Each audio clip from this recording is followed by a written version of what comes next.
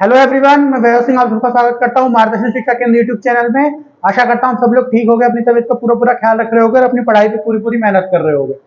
तो चलिए बिना किसी देरी के आज की वीडियो शुरू करते हैं। तो ये हमारी वीडियो होने वाली करंट अपडेट्स की। डेट क्या है आज? 15 अप्रैल 2023। तो 15 अप्रैल 2023 की करंट अपडेट्स हम इसमें डिस्कस करने वाले हैं वीडियो में। तो चलिए पहली न्यूज देखते हैं। पहली न्यूज क्या है? PM Modi flags of Rajasthan first Vande Bharat express train. प्रधानमंत्री मोदी ने क्या कर दिया? फ्लैग ऑफ कर दिया। फ्लैग ऑफ का मतलब हरी झंडी दे दिया। किसको? राजस्थान की पहली वंदे भारत एक्सप्रेस जो ट्रेन है हमारी, उसको, है ना। कहां से कहां तक चलेगी ये चलेगी अजमेर से दिल्ली कैंट तक। ठीक है, दिल्ली कंटोनमेंट एरिया जो है, Delhi cantt metro railway station, वहां तक ये ट्रेन चलेगी। अजमेर से और दिल्ली कैंट तक, मतलब अजमेर से और दिल्ली के बीच में ये ट्रेन जो है चलेगी। तो राजस्थान की पहली ट्रेन है, समझ गए आप। तो टोटल कितनी ट्रेन वंदे भारत जो है अभी तक तो हमारे यहाँ पे लॉन्च हो गई? टोटल हो गई है 14।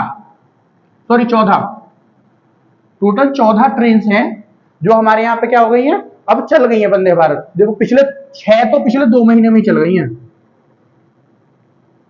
6 तो पिछले 2 महीने में ही चल गई हैं, समझ रहे हो आप। जैसे भोपाल से दिल्ली के लिए चली थी, भोपाल से दिल्ली के लिए चली थी पिछले अभी कुछ दिन पहले चली थी। अभी तो मेरे हिसाब से हफ्ता भर ही हुआ है। उसके बाद कहां से चली है?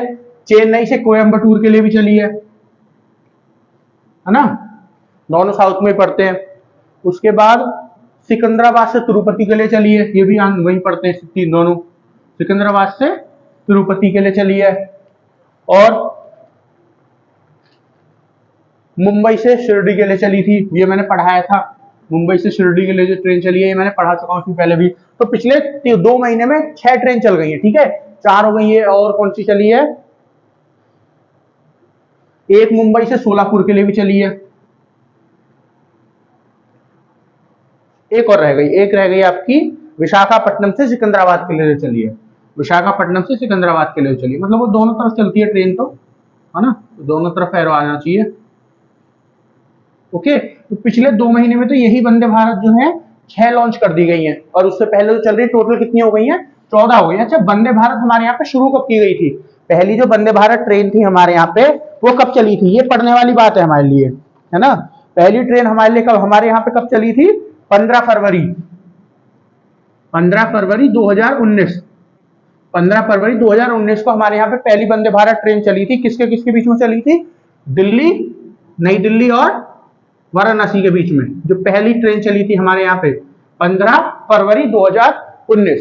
ओके, अब अगर वंदे भारत के बारे में जाने, वंदे भारत के बारे में जानेंगे। चलिए पहले थोड़ा सा जान लेते हैं कि जब ये ट्रेन लॉन्च की गई तो कैसे लॉन्च हुई, है ना। प्रधानमंत्री मोदी ने इसको कैसे हरी झंडी दिखाई और भाषण दे, उस समय भाषण जो दिया उसमें क्या क्या बोला। देखिए, ये जो हरी झंडी दिखाई गई है वर्चुअली दिखाई गई थी। वर्चुअली का मतलब वीडियो कॉन्फ्रेंस के थ्रू, वीडियो कॉल के थ्रू दिखाई गई थी। वहां पे खुद नहीं गए थे प्रधानमंत्री मोदी जी। कहां पे? जहां पे ट्रेन लॉन्च हुई थी, कहां पे? आपका अजमेर में, है ना। फिर उन्होंने क्या कहा क्या क्या, है ना, उन्होंने कहा क्या क्या ये भी पता होना चाहिए हमको। जैसे उन्होंने क्या कहा, उन्होंने कहा ये जो वंदे भारत हम बना रहे हैं ये हमारे यहाँ पे खुद बन रही है, तो मेड इन इंडिया ट्रेन है ये। फिर क्या हो रही है? इंडिया की टेक्नोलॉजी को दिखा रही है एक तो, और क्या हो रहा है, और इंडिया का जो इंफ्रास्ट्रक्चर है, जो कनेक्टिविटी है, जो आपका ट्रेन नेटवर्क है, इसको स्ट्रॉन्ग बना रही है, इसको फास्ट बना रही है। जैसे अगर वंदे भारत की बात करें तो ये आपकी क्या है? ये क्या है आपकी? सेमी स्पीड ट्रेन है। कैसी है? सेमी एक्सप्रेस ट्रेन बोल दीजिए या फिर सेमी स्पीड ट्रेन। ठीक है, ये आपकी वंदे भारत है, semi high speed train. High speed train है आपकी। ठीक है, तो फुली हाई स्पीड नहीं है, सेमी हाई स्पीड है। इसकी स्पीड अप टू 190 किलोमीटर चली जाती है, 190 किलोमीटर पर आवर। ठीक है ना, 1 घंटे में 190 किलोमीटर जा सकती है ट्रेन, इतनी तेज इसकी स्पीड है। ये जब टेस्टिंग हो रही थी इसकी, उस समय किसने इतनी स्पीड को अचीव कर लिया था। हालांकि नॉर्मली तो ये 160 के आसपास ही चलाई जाती है सेफ्टी पर्पसेस की वजह से, वरना ये 190 तक जा सकती है, समझ गया आप।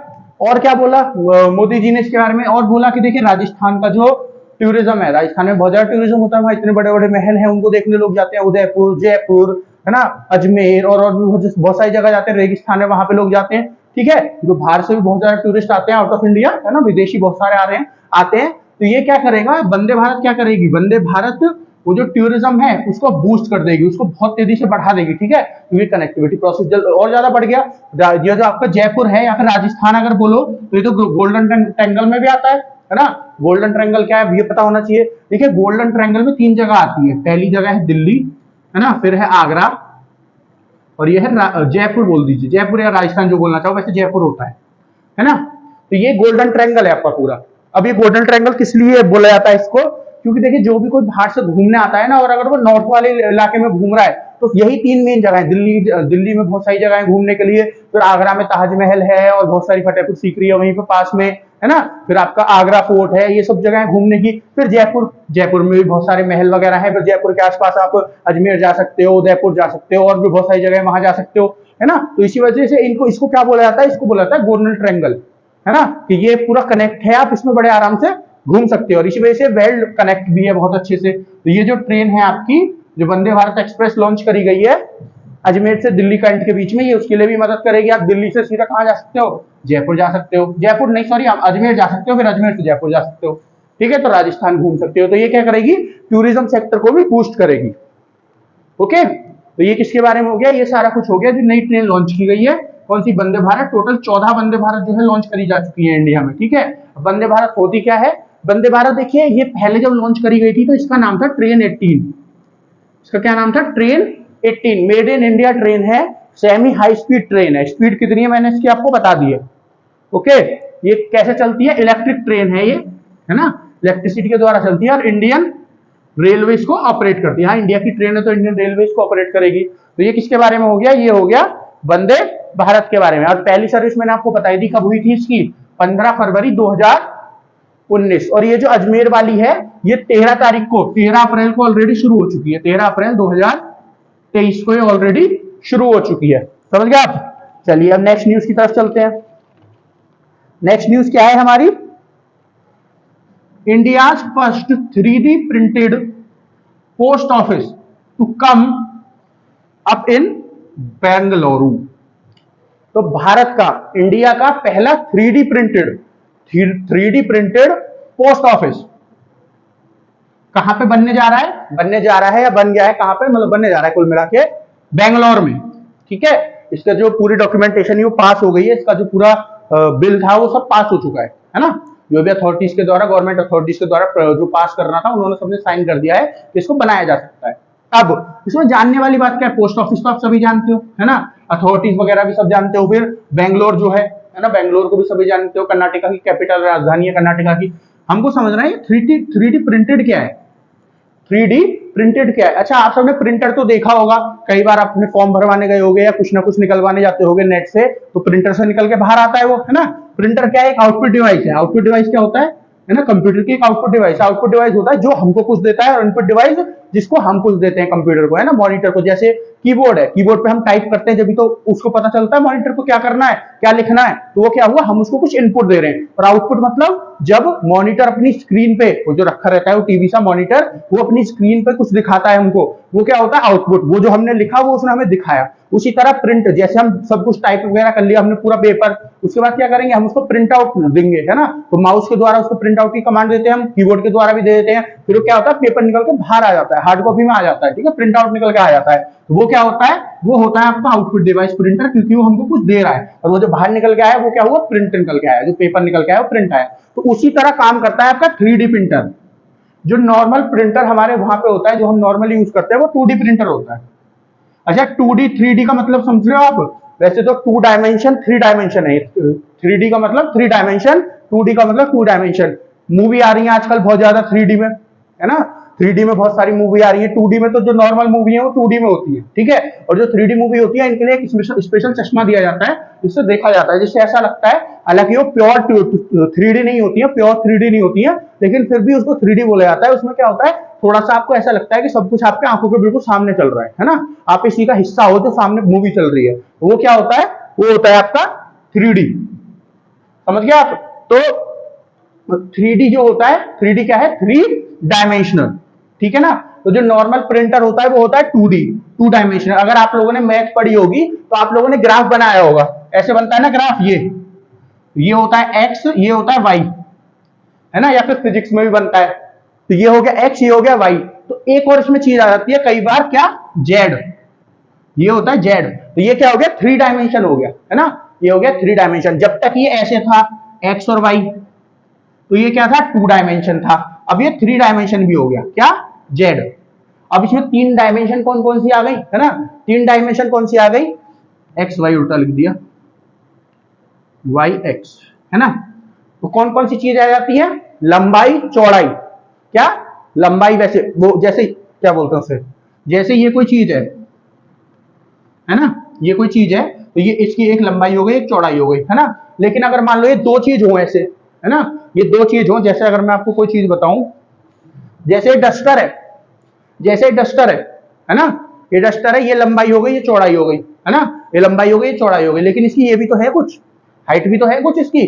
हाइट जो होती है, वो वाली लंबाई जो होती है, वो तीसरी चीज इसमें इंक्लूड हो जाती है, समझ गया आप। तो उसी को क्या कह देते हैं, 3 डायमेंशन कह देते हैं। तो ये क्या होता है, 3 डायमेंशन प्रिंटर होता है। जैसे नॉर्मल प्रिंटर होता है, उसी की तरह 3 डायमेंशन प्रिंटर होता है। उससे बहुत बड़ा होता है, बहुत महंगा भी होता है। लेकिन ये क्या करता है, आपको जो चीज प्रिंट करनी है उसको प्रिंट करके दे देगा। जैसे यहाँ पे पूरा का पूरी एक बिल्डिंग प्रिंट करके दे रहा है। ये 3 स्टोरी बिल्डिंग होने वाली है, 3 स्टोरी बिल्डिंग होने वाली है। 3 स्टोरी का मतलब 3 मंजिला बिल्डिंग होने वाली है, 1100 स्क्वायर फुट की, 1100 स्क्वायर फीट की बिल्डिंग होने वाली है ये, समझ रहे हो आप। तो इतनी बड़ी बिल्डिंग आपको दे रहा है, हालांकि पूरी बिल्डिंग एक साथ नहीं देता है, कुछ कुछ हिस्से देता है, फिर वो हमको लगाने पड़ते हैं। लेकिन क्या होता है इसमें, देखो हमने सेलेक्ट कर लिया कि हमको ऐसा पोस्ट ऑफिस बनाना है ना, एक एक हिस्सा हमने सेलेक्ट किया। उसके बाद जो मटेरियल चाहिए, मटेरियल क्या चाहिए, है ना, सामान क्या चाहिए उसको बनाने के लिए, जो नॉर्मल सामान चाहिए वही ना, आपका जो सीमेंट हो गया, है ना, बजरी होती है ना, बदरपुर होता है, ये सब जो सामान होता है बिल्डिंग को बनाने के लिए चाहिए, उस सबको मिक्स करके और 3D प्रिंटर में रख दो। फिर उसके बाद क्या करो, कंप्यूटर से कमांड दे दो कि ये बनाना है हमको। फिर वो उसको तैयार करके आपको थोड़ी देर में, थोड़ी देर क्या काफी टाइम लेता है, 1-1, 2-2, 3-3 घंटे भी लेता है, वो आपको बना के दे देगा। फिर आप उसको निकालो, आपके पास पूरा बन के आ जाएगा, और उसको बना दो आप। उसको मतलब क्या करो, लगा दो, असेंबल कर दो। असेंबल मतलब जोड़ना सबको, है ना, पूरी बिल्डिंग बन जाएगी आपकी। तो ये कैसी बिल्डिंग बन रही है, पोस्ट ऑफिस जो है बन रहा है, ऐसा ही बन रहा है। ये भारत का पहला पोस्ट ऑफिस होने वाला है। हालांकि इससे पहले दिसंबर 2020 में एक बिल्डिंग पहले भी बन चुकी है भारत में 3D से, है ना, 3D प्रिंटर से। लेकिन ये पोस्ट ऑफिस पहले होने वाला है भारत का, है ना। और ये जो दिसंबर 2020 में बनी थी, L&T ने बनाई थी। L&T एक कंपनी है भारत की, लुसेंट टुब्रो, उसने बनाया था, ठीक है, दिसंबर 2020 में। जो सबसे पहली बार भारत का 3D प्रिंटर का यूज हुआ था, कोई बिल्डिंग बनी थी भारत में, है ना।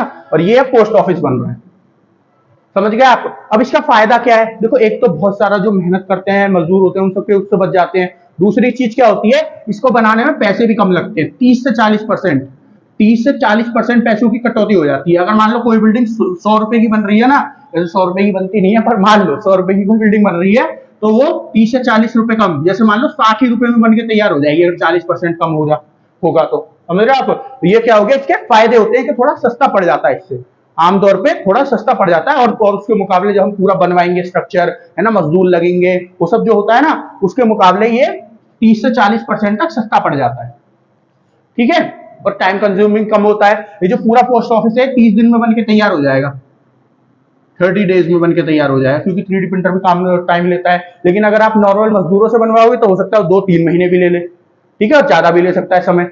तो इसी वजह से क्या है, टाइम भी कम लगता है और पैसे भी बचते हैं उससे। तो ये फायदे हैं किसके, 3D प्रिंटर के। और अपने हिसाब से हम सारी वो भी बना सकते हैं, जो हमको डिजाइन चाहिए बस कंप्यूटर में डिजाइन निकालो और उसको प्रिंट देते रहो, वो डिजाइन निकाल के देता रहेगा, आप उसको बनाते रहो, लगाते रहो, जोड़ते रहो उन्हें, ठीक है। ये हो गया 3D प्रिंटर का। तो भारत में पहला 3D प्रिंटर कहां, 3D प्रिंटेड पोस्ट ऑफिस कहां पे खुलने जा रहा है, बेंगलोर में, ठीक है। और पहली बिल्डिंग अगर कोई पूछ ले कि भारत में किसने बनाई थी 3D प्रिंटर की मदद से, L&T जो कंपनी है, लुसेंट टुब्रो, दिसंबर 2020 में इन्होंने बनाई थी, ठीक है। कहां बना, क्या बनाई, कब बनाई थी, दिसंबर 2020 में। चलिए अब नेक्स्ट न्यूज देखते हैं। नेक्स्ट न्यूज क्या है, Sudha Shivakumar took over as new president of FCCI ladies organisation FLO। तो जो सुधा शिव कुमार जी हैं, इनको क्या चुन लिया गया है, इनको चुन लिया गया है नई प्रेसिडेंट, इनको चुन लिया गया है नई प्रेसिडेंट कहां की, FCCI लेडीज ऑर्गेनाइजेशन की, ठीक है। अब हमको इसमें सबसे पहले तो ये जानना है कि FCCI क्या है, ये भी इसके बारे में बात करेंगे, FCCI लेडीज ऑर्गेनाइजेशन क्या है। अब एक चीज और जान लीजिए, ये यहाँ की 40th, ये यहाँ की 40वीं कौन है, प्रेसिडेंट है, 40वीं प्रेसिडेंट बनी है किसकी, एफसीसीआई लेडीज ऑर्गेनाइजेशन, या फिर एफएलओ भी आप इसको कह सकते हो शॉर्ट फॉर्म में। तो एफसीसीआई लेडीज ऑर्गेनाइजेशन ये इसकी 40वीं प्रेसिडेंट बनी है, ठीक है। अब क्या है, इन्होंने जैसे ये बनी है तो इन्होंने थोड़ी सी स्पीच भी दी थी, है ना। स्पीच क्या दी थी, अब इन स्पीच इन्होंने यही दी थी जो नॉर्मल एक महिला की ऑर्गेनाइजेशन है तो किस चीज के लिए स्पीच देगी, है ना। वो क्या स्पीच देगी, वो यही स्पीच देगी कि महिला के सशक्तिकरण के लिए हम काम करेंगे, महिला हर सेक्टर में आए, वो अपनी पढ़ाई में आगे बढ़ सके, महिला जो बच्चियां पढ़ नहीं पाती उनको पढ़ने में मदद करेंगे, है ना। जो बिजनेसेस होते हैं नए नए उनको खुलवाने में उनकी मदद करेंगे, ठीक है। अपने पैरों पर खड़े होने के लिए उनकी मदद करेंगे, यही महिला सशक्तिकरण होता है, ठीक है। इसी के बारे में इन्होंने भी बोला है ना। ये मैं पूरी मेहनत करूंगी कि मैं अपना पूरा दिलो जान से महिलाओं की सशक्तिकरण के लिए, महिलाओं को ऊपर लाने के लिए मेहनत कर सकूं, ठीक है। अब समझिए एफसीसीआई लेडीज ऑर्गेनाइजेशन है क्या। देखिए ये एक ब्रांच है किसकी, एफसीसीआई की। एफसीसीआई जो कंपनी है ये उसकी एक ब्रांच है, ठीक है। अब ये एफसीसीआई कंपनी कौन सी है, federation of Indian chamber and commerce and industry. क्या है, federation of chambers of commerce and industries. क्या है, federation of chambers of commerce and industries. समझिए, तो ये किस चीज के लिए काम करती होगी, ये काम करती है जी आपकी बिजनेसेस के लिए, है ना। जो इंडस्ट्रीज होती है उनके लिए, है ना। जो उनका कॉमर्स है, कॉमर्स मतलब इकोनॉमी जो उनकी है, या फिर उनकी जो क्या बोलते हैं पैसे से रिलेटेड जो चीज होंगी उन सब चीज की, उन सब के लिए क्या कौन काम करती है, एफसीसीआई काम करती है, समझ गए। उसी तरह एफसीसीआई की एक ब्रांच है जो महिलाओं की कंपनी होती है उनके ऊपर फोकस करती है, ठीक है, जो स्पेशली महिलाओं के लिए है। ये जो है आपकी एफसीसीआई लेडीज ऑर्गेनाइजेशन, ये ऑल महिला मतलब ऑल वुमेन ऑर्गेनाइजेशन है, मतलब सारी की सारी महिला यहाँ पे काम करती है, महिला ही लीड करती है और महिला ही काम करती है। ये जो है सुधा शिव कुमार ये भी तो महिला ही है ना। तो ये क्या कर रही है, इनको लीड कर रही है, इनकी प्रेसिडेंट है ना, इनकी बॉस हो गई, समझ गए। और बाकी जो काम करने वाली है वो भी महिला है, ठीक है। अब ये कंपनी खोली कब गई थी, आपको इसके बारे में ये पता होना चाहिए। ये 1983 में खोली गई थी। कब, 1983 में, है ना। और जैसे मैंने एफसीसीआई के बारे में बताया कि क्या करती है ये बिजनेसेस, जो इंडस्ट्रीज है, इनकी इकोनॉमीज है ना, जो उनकी पूरी कंपनी के पैसे से रिलेटेड जो भी चीज होती है, जो भी कॉमर्स होता है, उन सब के लिए काम करती है, ठीक है। उसी तरह ये जो आपकी एफसीसीआई लेडीज ऑर्गेनाइजेशन है, ये लेडीज की जो कंपनी होती है और लेडीज की जो सशक्तिकरण है, महिलाओं का जो सशक्तिकरण है ना, वुमेन इंपावरमेंट अगर इंग्लिश में बोलूं, उसके लिए काम करती है, ठीक है, ये वाली ऑर्गेनाइजेशन। चलिए नेक्स्ट न्यूज देखते हैं। France, Europe must stop following USA and dollar, ठीक है। क्या है न्यूज, फ्रांस, इसमें मतलब ये जो लिखा है इसका मतलब ये है कि फ्रांस ने बोला। अब फ्रांस में किसने बोला ये मैं अभी आपको बताऊंगा। फ्रांस ने बोला, क्या बोला है, से लिख देना चाहिए था, फ्रांस सेज, ठीक है। France says Europe must stop following USA and dollar. तो फ्रांस के कौन प्रेसिडेंट जो है, फ्रांस के प्रेसिडेंट कौन है, इमैनुअल मैक्रोन। कौन, इमैनुअल मैक्रोन। तो इमैनुअल मैक्रोन जो है प्रेसिडेंट है कहां के, फ्रांस के। ये गए हैं चाइना, ये गए हुए थे चाइना, अब तो वापस आ गए, ये गए हुए थे चाइना। अब चाइना क्यों गए थे, है ना, इनकी तो चाइना से अच्छी बनती नहीं है, जितनी भी वेस्टर्न कंट्रीज है, यूरोप की कंट्रीज है, यूएसए समेत, इनकी तो चाइना से बनती नहीं है। फिर चाइना क्यों गए थे, चाइना क्योंकि इनका चाइना के साथ बिजनेस बहुत अच्छा है, ठीक है। भले इनकी चाइना से बनती नहीं है लेकिन इनका चाइना के साथ बिजनेस बहुत अच्छा है। अगर मैं इंडिया की बात करूं, है ना, तो इंडिया का भी चाइना के साथ बिजनेस बहुत अच्छा है, चाइना का भी इंडिया के साथ बिजनेस बहुत अच्छा है। लेकिन क्या है, हम लोगों की भी आपस में नहीं बनती। लेकिन चाइना हमको आड़े हाथ नहीं ले सकता। क्यों नहीं ले सकता, क्योंकि हम लोग के बॉर्डर मिलते हैं, हमारी आर्मी कभी भी लड़ जाएंगी आपस में। चाइना कोशिश बहुत करता है लेकिन कर नहीं पाता। लेकिन वही फ्रांस की अगर मैं बात करूं तो फ्रांस के साथ उसका थोड़ा हो सकता है। क्यों हो सकता है, देखो आर्मी वाला नहीं होगा लेकिन फ्रांस को वैसे परेशान कर सकता है ना। तो फ्रांस क्योंकि इसके ऊपर बहुत ज्यादा निर्भर है, चाइना के ऊपर, ठीक है। क्योंकि हम तो चाइना से बच भी सकते हैं, हम इतने निर्भर तो हम भी बहुत हैं, लेकिन हम धीरे धीरे वो निर्भरता को हटा रहे हैं, है ना। चाइना की चीजों को ब्लॉक कर रहे हैं, अपने यहाँ पे उन चीजों को बना रहे हैं। तो हम धीरे धीरे क्या कर रहे हैं, चाइना की चीजों को, मतलब चाइना के ऊपर जो हमारी डिपेंडेंसी है उसको खत्म कर रहे हैं। लेकिन जो फ्रांस है वो अभी खत्म नहीं हो रही, उसकी डिपेंडेंसी अभी चाइना के ऊपर खत्म नहीं हुई है। तो इसी वजह से कहाँ गए थे, चाइना गए थे अपने बिजनेस की वजह से। तो वहां जाके इन्होंने एक भाषण दिया। भाषण के दौरान इन्होंने एक चीज कही, क्या कही कि जो यूरोप है आपका महाद्वीप यूरोप जो है, उसको, फ्रांस भी यूरोप में आता है, तो यूरोप को क्या करना है होगा कि जो ताइवान का मुद्दा है उससे ना तो यूएसए के पक्ष में बोलना और ना ही चाइना के पक्ष में बोलना होगा। अब देखो चाइना को तो कुछ फर्क पड़ता नहीं है ना, चाइना की साइड से तो वैसे भी कोई नहीं बोल रहा। लेकिन फर्क चाइना को जब पड़ता था, जब यूएसए की साइड से कोई चाइना के लिए बोलता था, ठीक है। अब जब वो नहीं बोलेंगे तो चाइना को बिल्कुल भी फर्क नहीं पड़ेगा, ना चाइना की तरफ से बोल रहे हैं ना यूएसए की तरफ से बोल रहे हैं, आप बीच में बैठे हो, चाइना को फर्क नहीं पड़ेगा, लेकिन यूएसए को फर्क पड़ेगा। यूएसए को क्यों पड़ेगा? कोई उसका सपोर्ट कर रहा था पहले, अब वो सपोर्ट करना बंद कर दे तो फर्क पड़ेगा ही पड़ेगा। तो इन्होंने दो बात बोली, क्या बोली? पहली बात कि ताइवान के मुद्दे पे ना तो हमें चाइना को फॉलो करना और ना ही हमें यूएसए को फॉलो करना। दूसरी बात कि जो यूएसए का डॉलर है, जो यूएस डॉलर है, इसके ऊपर अपनी डिपेंडेंसी, इसके ऊपर जो हम डिपेंड है पूरी दुनिया, वो धीरे धीरे करके खत्म होनी चाहिए। हालांकि इन्होंने यूरोप की बात पर्टिकुलरली करी है कि यूरोप जो यूएस के ऊपर डिपेंडेंट है, यूएस डॉलर के लिए, उस चीज के लिए हमको क्या करना होगा? उससे दूर हटना होगा, ठीक है। अब देखो पिछले कुछ दिनों में ना, पहले तो कुछ ही कंट्री जिनका यूएसए से बनती नहीं थी, जैसे रशिया हो गया, चाइना हो गया, है ना, ईरान हो गया, यूएसए से इनकी भी नहीं बन रही, है ना, वेनेजुएला हो गया। पहले तो यही कंट्री बोल रही थी क्या कि हमको डॉलर से दूर हटना चाहिए, क्योंकि इनके ऊपर इतने इतने सैंक्शन लगा रखे थे। चाइना के ऊपर तो हालांकि इतने नहीं है, पर फिर भी सैंक्शन लगा रखे होते, तो इस वजह से वैसे भी डॉलर का इस्तेमाल नहीं कर पा रहे थे। तो इसीलिए ये लोग क्या कह रहे थे, हम अपनी जो लोकल करेंसी है, लोकल जो मुद्रा है हमारी, इसमें काम करेंगे। लेकिन अब पिछले कुछ दिनों में देखा गया भारत, इंडिया, टोटल 18 कंट्रियों के साथ, है ना, फिर यूएई, फिर आपका सऊदी अरेबिया, इतनी सारी कंट्री और भी बहुत सारी कंट्री हैं, है ना, वो किस चीज के ऊपर काम कर रही हैं? वो काम कर रही है डी डॉलराइजेशन के ऊपर। अब ये डी डॉलराइजेशन क्या है कि डॉलर को धीरे धीरे उसके ऊपर जो अपनी निर्भरता है इसको कम करने का, है ना। तो इतनी सारी कंट्री साथ में मिल गई है, समझ रहे हो आप? तो ये इनके ऊपर काम कर रही है। अब ये ऐसा क्यों कर रही है? तो उसी वजह से फ्रांस के उन्होंने भी कहा है, जो फ्रांस के प्रेसिडेंट है, कि हमको भी पीछे हटना चाहिए डॉलर को यूज करने से। अब ऐसा क्यों कहा गया है? देखिए, अभी जब एक डॉलर, जो जो बाइडन है यूएसए के प्रेसिडेंट, उन्होंने ब्लंडर कर दिया, बहुत सारे वो ब्लंडर कर चुके हैं अपने पूरे जीवन काल, जो जीवन काल नहीं, सॉरी, जो उनका कार्यकाल है प्रेसिडेंट का, तो उन्होंने एक और ब्लंडर कर दिया। क्या ब्लंडर कर दिया? कि जब यूएस जो रशिया और यूक्रेन की लड़ाई हुई, है ना, तो हर कंट्री के पास अपनी विदेशी मुद्रा भंडार होता है, ठीक है, विदेशी मुद्रा भंडार। तो उसमें ज्यादातर अहम बात क्या, अहम चीज कौन सी मुद्रा होती है? अहम मुद्रा होती है यूएसए का डॉलर। उसको कंट्री जो है कमाया करती है एक्सपोर्ट करके, है ना, जो सामान हम बेचते हैं उसको बेच के क्या करती हैं? पैसे कमाया करती हैं, और उसी से क्या होता है? उनकी इकोनॉमी जो है बढ़ती है, उसी से उनका काम चलता है, क्योंकि यूएस डॉलर में सारी चीजें होती हैं। आप कोई भी डील देखोगे होती है विदेशों में भारत की, तो यूएस डॉलर में गिनी जाती है कि इतने यूएस डॉलर की हुई, इतने यूएस डॉलर की। क्यों? क्योंकि यूएस डॉलर में ही जो पूरा बिजनेस चलता है पूरी दुनिया का, वो चलता है एक करेंसी में, यूएस डॉलर में, ठीक है। तो हम भी देखते हैं, तो हम अपनी यूएस डॉलर के मुकाबले तो देखते हैं, जैसे हमारी करेंसी इस वक्त एक डॉलर, यूएस डॉलर की बात हो रही है, 81.8 के समथिंग है हमारी जो रुपया है, तो हम वो भी डॉलर के मुकाबले देखते हैं। तो इसका मतलब डॉलर है जो मेन करेंसी इस समय पे है, जो पूरी दुनिया में चल रही है ना। अब इसी वजह से जो फॉरेन एक्सचेंज रिजर्व होते हैं, या फिर हिंदी में बोले तो विदेशी मुद्रा भंडार होते हैं, वहां पे फॉरेन करेंसी रखी जाती है, विदेशी मुद्राएं रखी जाती हैं, और वो विदेशी मुद्राओं में सबसे ज्यादा डॉलर की बात होती है, क्योंकि डॉलर में काम करना होता है।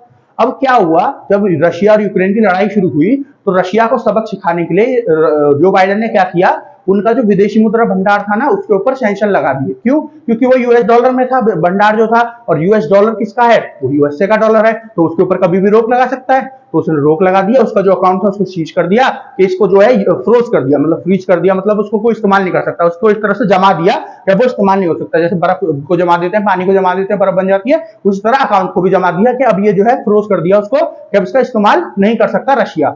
अब जब ये हुआ ना, तो रशिया उसका इस्तेमाल नहीं कर पाया। वो पैसा किसका था? यूएसए का थोड़ी था, वो पैसा तो वही था ना जो रशिया की सरकार ने कमाया था, रशिया के लोगों के लिए कमाया था, रशिया में काम होना था जिसका। लेकिन रशिया अपने ही पैसे को इस्तेमाल नहीं कर पा रहा। क्यों नहीं कर पा रहा? क्योंकि वो यूएसए की मुद्रा में है ना, मुद्रा जो है डॉलर यूएसए की, वो उसमें है पैसा, इस वजह से नहीं कर पाया। अगर रशिया की जो करेंसी है रूबल, उसमें होता तो वो कर लेता इस्तेमाल, लेकिन वो क्योंकि डॉलर में था इसलिए वो इस्तेमाल नहीं कर पाया, उसके ऊपर जो सैंक्शन लगे थे उसके लिए।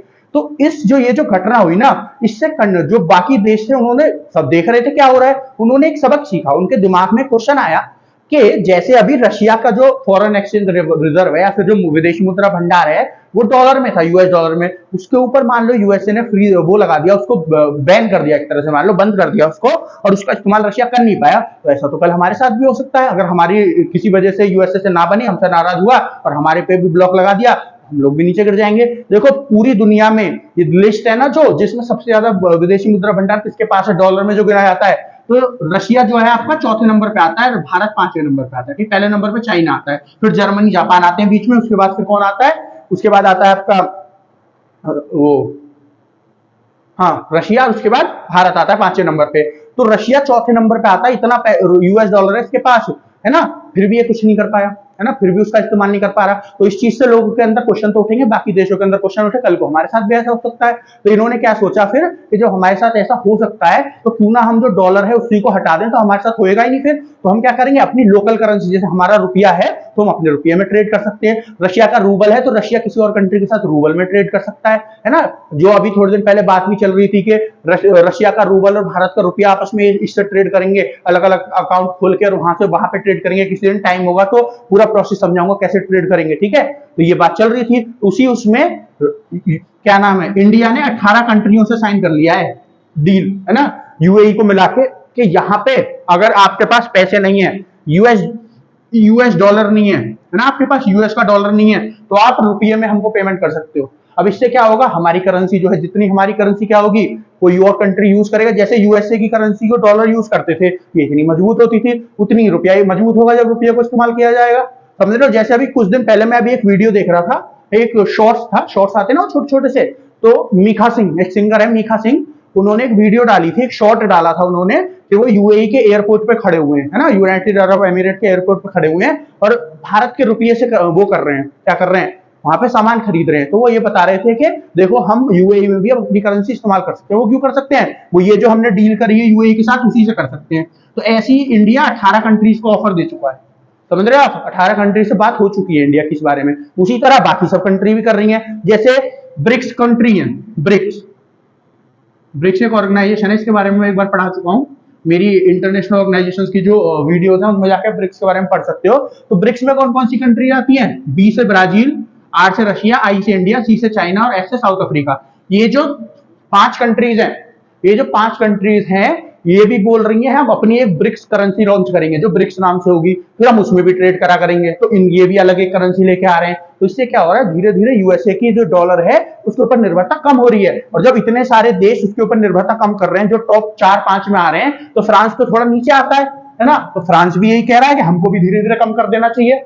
जब वो ये कम करना बंद कर देंगे तो यूएस से क्या होगा, सॉरी यूएस नहीं, जो डॉलर होगा वो भी गिरेगा, है ना। अभी उसको इतने सारे लोग इस्तेमाल करते हैं इसलिए ऊपर चढ़ा हुआ है, लेकिन जब कम लोग उसको इस्तेमाल करना शुरू कर देंगे तो नीचे गिरेगा। जब नीचे गिरेंगे तो इनको नुकसान होगा उस चीज का, जो इन्होंने विदेशी मुद्रा भंडार रख रखा है। तो इसीलिए फ्रांस ने बोला है हमको भी धीरे धीरे यूएस पे जो डिपेंडेंसी है, जो डॉलर पे डिपेंडेंसी है, वो कम कर देनी चाहिए, ठीक है, समझिए आप। तो धीरे धीरे कम कर देनी चाहिए डिपेंडेंसी, इसी के ऊपर ये न्यूज है। इसीलिए किसने बोला है, फ्रांस ने चीज बोली है, फ्रांस के प्रेसिडेंट इमैनुअल मैक्रोन ने। तो आज के लिए इतना ही, बोर्ड देख लीजिए पूरा।